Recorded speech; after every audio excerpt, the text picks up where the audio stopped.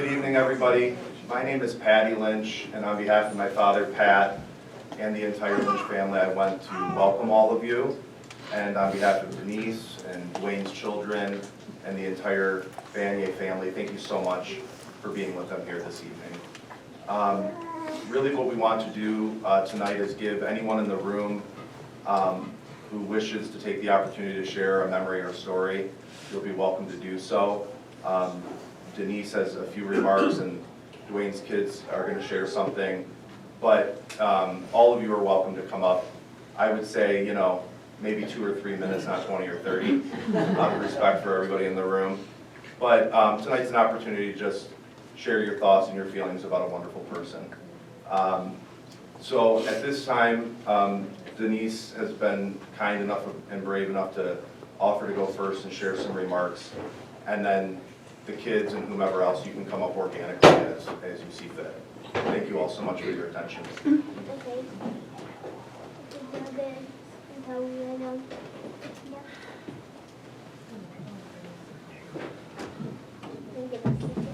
Hello. Just real brief. I've been in love with an American, old school badass. Loyal as hell, a lover, and a good person.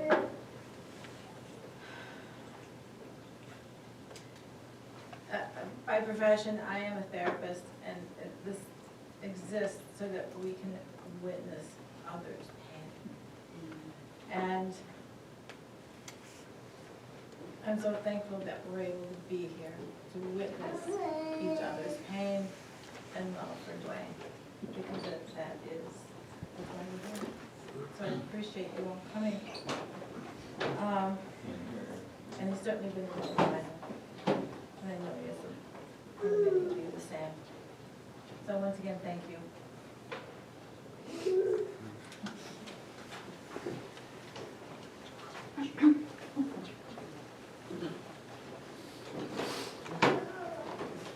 We got people in the side room. I'm Charlie. I'm Duane's oldest son. Wasn't planning on speaking tonight. It was going to be tomorrow, but Patty put us on the spot, so now we're going to do it tonight. I did not memorize this, and so I wrote down the words I wanted to share about Duane. So I'm just going to read them. And I'm going to try not to cry. He was anything and everything to so many people. He was Dad, Daddy-O, Duane-O, Beatty, Dennis the Menace, brother, son, husband, Duane. He brought humor to all situations and would light up the room everywhere he went. My wife's cousin reached out to share his condolences, and he's a bartender at the Detroit Athletic Club, which Duane loved. He said his favorite part about my dad is when he would show up to the events, you know, first straight to the bar, have a drink, and then he would pick a random table. It was never the same group, and he would sit down, and within 5 minutes, the entire table would be laughing, and the entire atmosphere of the event would change, and it was because of Duane. He got the party going. As a child, he was always there for us and for our friends. Growing up, we had the hangout house. It was the fun house, the Banyai house. Never thought anything of it. When my mom passed, the outpouring from all of the people in the community was unbelievable, and I thought to myself, my mom did that. But over the last 15 years and spending so much time with Duane, and then the outpouring that we've received this last week, I realized he's a huge part of that too. And there was a kid whose parents grew up in our neighborhood on Sycamore. His grandparents lived there, and his parents would drop him off on the weekends. And he reached out to me on Facebook when he saw the post, and he said, "Hey, I just want you to know, I haven't talked to him in 30 years. When I read this, it made me cry." And he said spending time with the Banyais and the Trumbles on Sycamore was a core memory for him, and that Duane always made him feel safe and welcome. And that is what he did for so many others. He was a welcoming, loving, safe presence. What I'm going to miss the most about my dad are the phone calls. Not being able to just talk to him. And also all the Duaneisms. the things that made Duane who he was, the quirks. My favorite Duaneism that many of you may have experienced is the phone calls where Duane calls you to talk about absolutely nothing. And then 10 minutes in gets bored of the conversation, and instead of just being honest and saying, hey, I'm gonna run, he would lie and say, oh, someone's calling, I have to take this, and then would knowingly turn on the radio and hang up the phone. Or pretending the steering wheel didn't work and like we were gonna crash. There were hundreds, if not thousands, of little things that made him who he was. I see them in my brothers and my sister. I see them in me. I do them. I think the hardest part is just not going to be able to see him in Duane. He's not here anymore. But I will remember him every time I see him and my siblings. He was one of a kind. There is no other Duane Banyai out there in name or in personality. There's plenty of Joseph Banyais. You see them grow on trees. There's only one Duane Banyai. I feel blessed and am proud to have been his son, and will forever grieve this. But I also know that he would be bothered we don't have drinks to cheers him, so I'm going to verbally do it to Duane Banyai. May he rest in peace.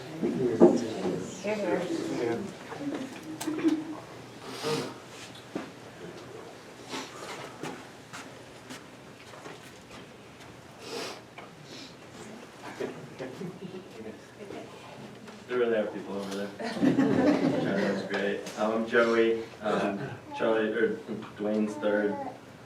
I wrote it down as well. So thank you everybody for the support, the love. It means a lot. I think I speak on behalf of the whole family when I say that. It's been overwhelming, but Duane was an incredible father. He was fun, he was loving, he was goofy. He had just that right amount of stern to instill that discipline in us boys. He loved to throw the football, or the baseball with us in the front yard and adored yelling, shoot from the sidelines every time you got the ball. Any of us probably justified for. He always showed up. Duane was always there. From as early as I can remember, I wanted to be just like my dad. I don't think I really understood what it was to be an accountant, but I knew that in third grade that was my guaranteed dream job. Unfortunately, I wasn't able to make that lofty dream a reality as I entered the professional world. But he was the role model for each one of us boys. Charlie and Jimmy did reach that ultimate goal. Both became their dream job of accountants. I could stand here and tell you all the story of the time I decided to physically fight, or that physically fighting my dad was a good idea at 17 years old. I could also tell you the time that my dad bought Jimmy and I cigars before we played 18 holes of golf. That happened after I lost the fight when I tried to physically get into it with my dad at 17 years old. Instead, I'll just mention the things that I'm going to miss about him.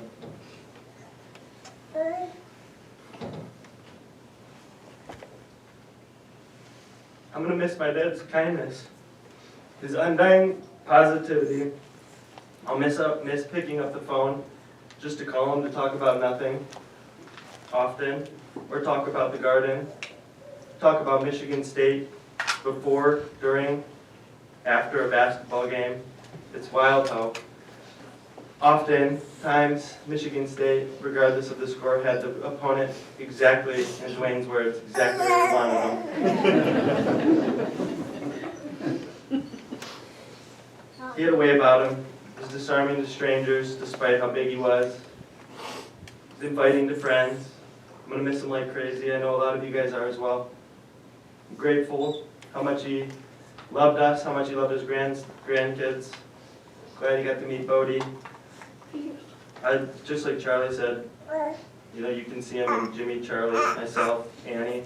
It's a bummer that we won't get to see it in him, but his legacy lives on through all of us. I think most of the friends and family here, there's parts of them. You know, maybe it's a little bit of Uncle Mike, maybe it's a little Uncle Paul. It's definitely a lot of you guys. He was there for all of us. Denise, he adored you. You made his life so much better the last 10 years. 11 years? 12? Final answer, 12. You're an amazing partner in crime, and we're going to miss him. So, the proverbial cheers to Duane as well. Cheers.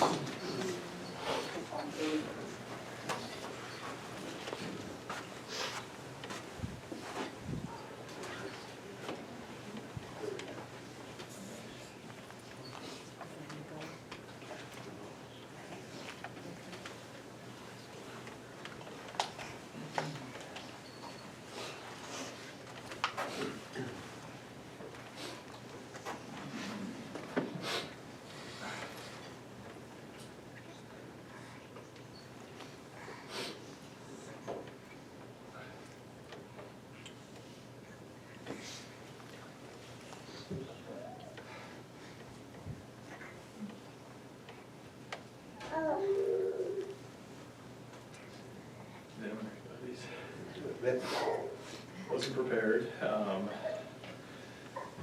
wasn't prepared for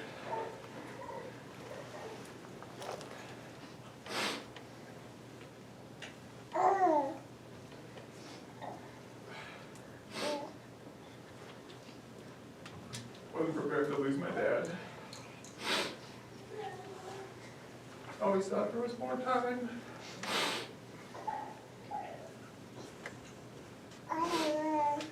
Wish there was more time.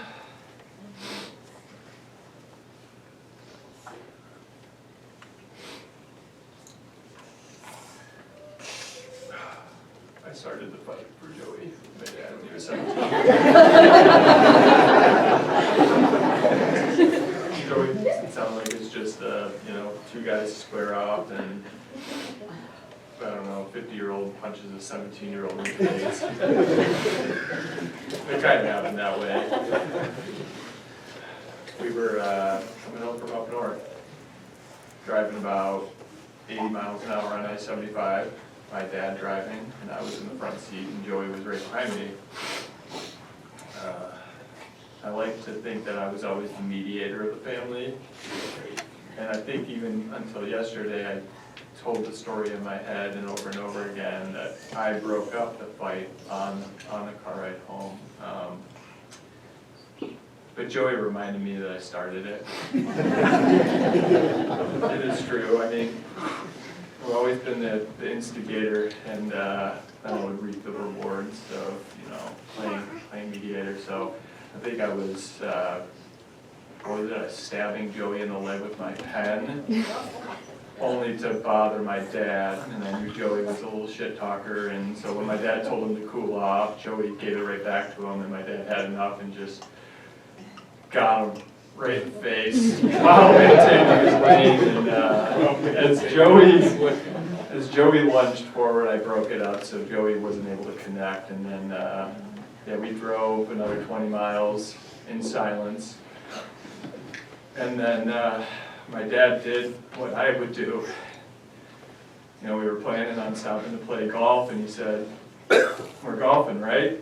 And I said, sitting in silence, and he said, "I'll play." And Joey, looking out the window, not trying to make eye contact, with his shoulders completely turned. "Whatever, yeah, I'll play." And then, we played 4 hours and 18 holes, smoking stogies with Duane, and he was such a bad golfer. So am I, so is Joey. Charlie's got pretty bad. Yeah. There was just so much about my dad that you guys all know.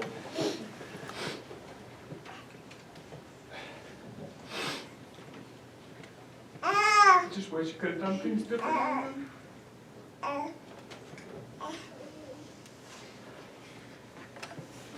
Never stopped loving him, and I know he felt the same, and it's weird.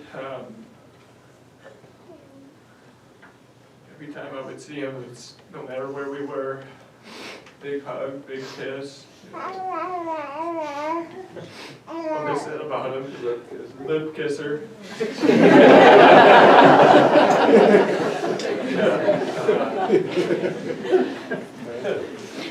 I'll miss his voice, and Big Mitts, Denise, he loved you very much, and I know that. And you came into his life when he needed you, and I hope he came into your life when you needed him, and I know he loved you so much, and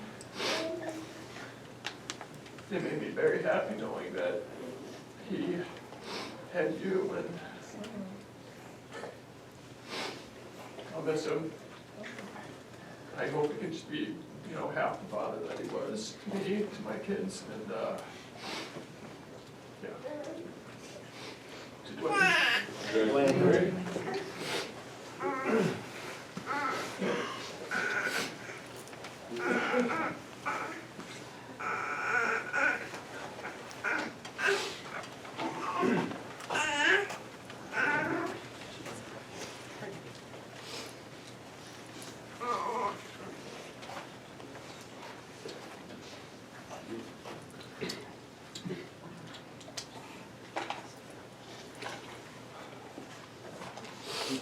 I'm the youngest, so I get to go last.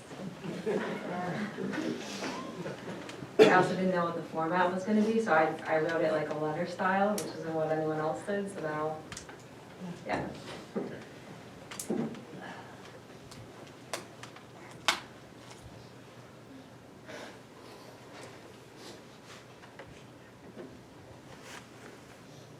This is really hard. Dad, I can't believe we're here again. I say we because I know you understand.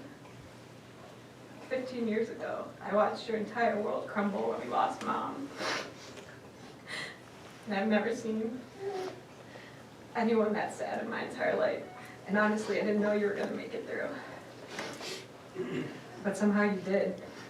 Little by little, you kept going, and you showed our entire family strength. And then one day you found Denise. And seeing you happy again brought me so much peace.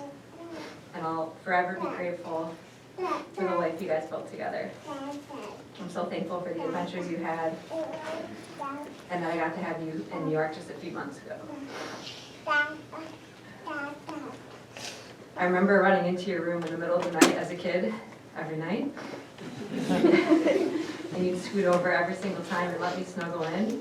I knew better than to go to Mom's side. She'd kick me out immediately. Your lap was always my comfy chair. And I remember when you got Graves' disease and lost all that weight, I demanded that you get big again.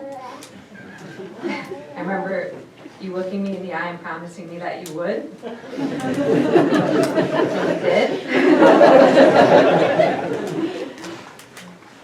Teaching me how to water ski was its own kind of torture for you.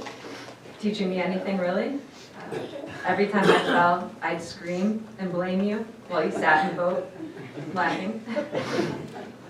And at every single basketball game, which was all of them, the only voice I could hear in the stands was yours, yelling, "Shoot." It was so excessive that my coach literally had to tell me, "Annie, stop listening to your dad." And when I tore my ACL senior year, you came down to the trainer's room and told me to get back out there. You taught me how to be tough as nails and to never give up on anything.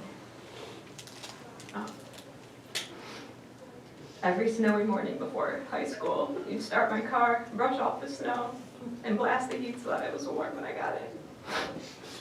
And when my car died on the way to basketball practice, I called you, screaming that I need a reliable car, and you showed up with a gas can.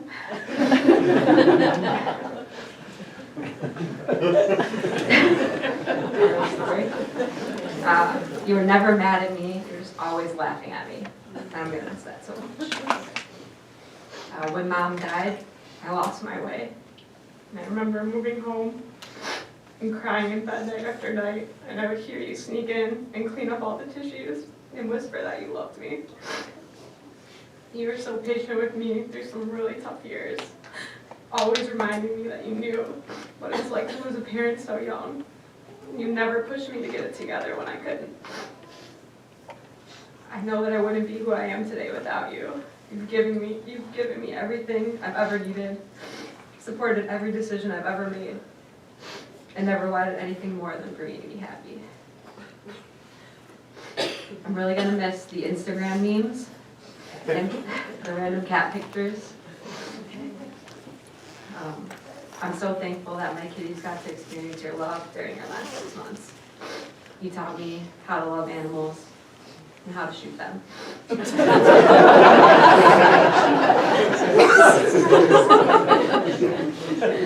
Both.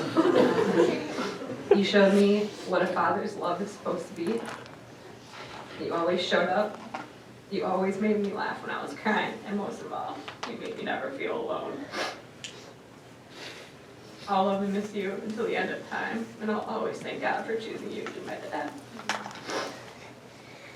I look forward to someday being with you and Mom again.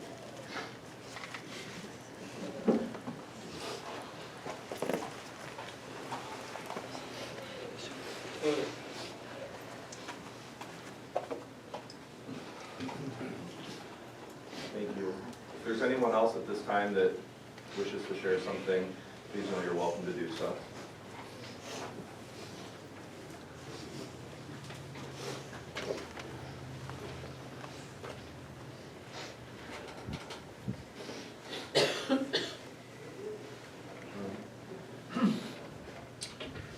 Well, I thought this would be easy, but it's not. I'm Bill. I'm Duane's older brother. And I have my older brother Joe here too. Yeah, this is really hard with this brother.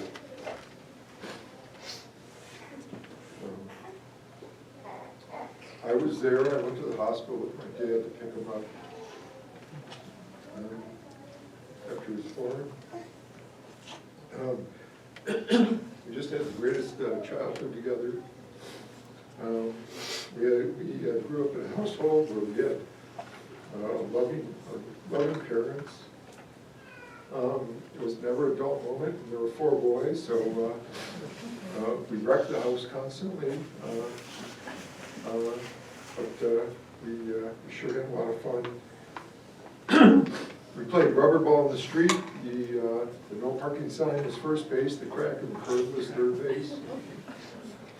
It seemed like the summers never ended when we were kids. All we did was play together. We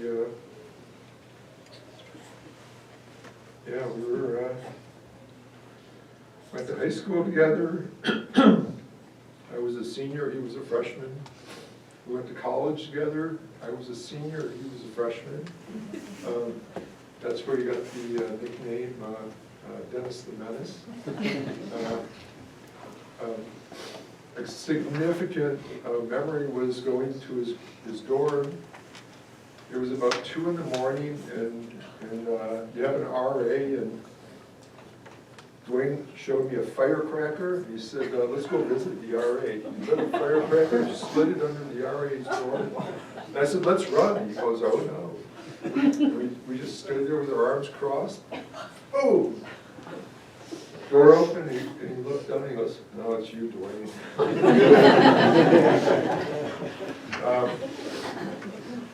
I moved out to California after I graduated college. Found a roommate, a place by the beach, and Duane showed up and stayed for a whole summer. We had the greatest time. Yeah, there's so many memories, right? And then we all get older. We have kids. It was the same for me. I talked to Duane 2 or 3 times a week. Most of the conversations were about nothing. We just chatted, and then gotta get back to work. That's it.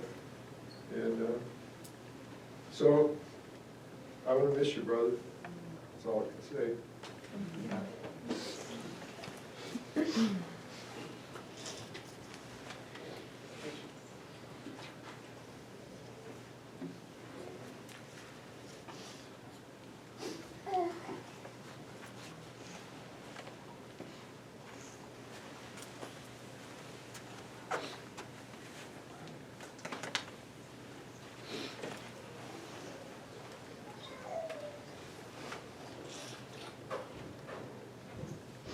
is Mike Davidson, good friend of Duane's. My kids grew up down the street from the Banyais, from kindergarten at Jane Addams, through high school at Kimball, to Michigan State, and they were in several of each other's weddings.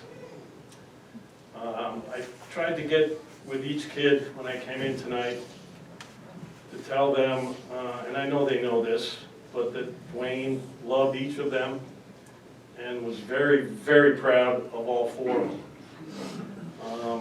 And I know this because for 30 years, we had a neighborhood golf outing that Duane and myself and Bill Staubach, Roger Pierce, who else was there? Everybody was there. Tom Holmes, Tom Basie, Tom Forrester, Brad Spitz. And we go up for 3 nights of golf and 3 days of golf and 2 nights of partying, and we just had a fabulous time. We were about, Jimmy, your age. We were all young dads, and we took the time to go up there and play golf. And Duane would always tell stories about the kids. They weren't normal stories. None of the Banyais ever been a normal family. A couple of my favorites was the famous Halloween pumpkin extravaganza. That the kids on Devil's Night came back to the house around 9 o'clock, all giddy and excited and out of breath. And Duane said, "What happened?" He goes, "We smashed every pumpkin on every house on our street." And Duane goes, "You idiots! You've got to go smash our pumpkins, or the cops are going to come and figure out it was you." Duane would also tell me stories that he would stumble down the basement stairs and happen onto a heated ping pong game. And I think it was Charlie that whipped a paddle across the table. Maybe it was Jimmy that whipped the paddle. Somebody ducked, and it stuck in the wall. Duane said, "I walked halfway down the stairs, saw that, turned around, and walked out." He goes, "I figured they'd figure it out." But my favorite story, and Duane told it a lot. And the way Duane told it was that he and Mary Jo got called to the principal's office for a meeting. Didn't know what it was about, but he figured it wasn't going to be good. Who was the principal back there? Jimmy at Kimball. Green. Okay, called him in, so we have a problem. And I said, "What's the problem?" He goes, "Well, the vending guy who does the Gatorade machine, every time he comes to collect the money and refill the machine with Gatorade, it doesn't work. There's less money, but all the Gatorade's going out." Duane says, "I'm pretty sure one of my kids is stealing the money," he thought. And then the principal says, "We put up a video camera." Puts the TV on the desk, presses the button. 2 seconds later, Jimmy Banyai can be seen in the screen, coming over, shaking the machine like this, and handing Gatorade out to his friends. Probably one of your dad's proudest moments. I asked Duane if you punished the kids. He said, "Well, hell no. He was giving them out to his kids." He loved you guys. Loved you. He's proud of you. Denise, I haven't known you as long as I've known Duane, but that doesn't shorten my love and prayers for you. Everybody in this room is thinking of you and praying for you, and I hope you reach out anytime you need something. We love you. Prayers are with you. And Duane, my brother, rest in peace. Know that your kids are fabulous, doing well. You've raised them well. God bless you, and may God's perpetual light shine upon you.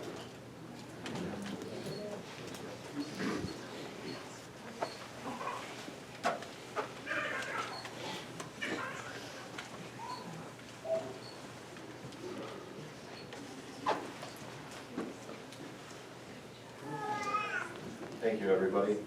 Anyone from here?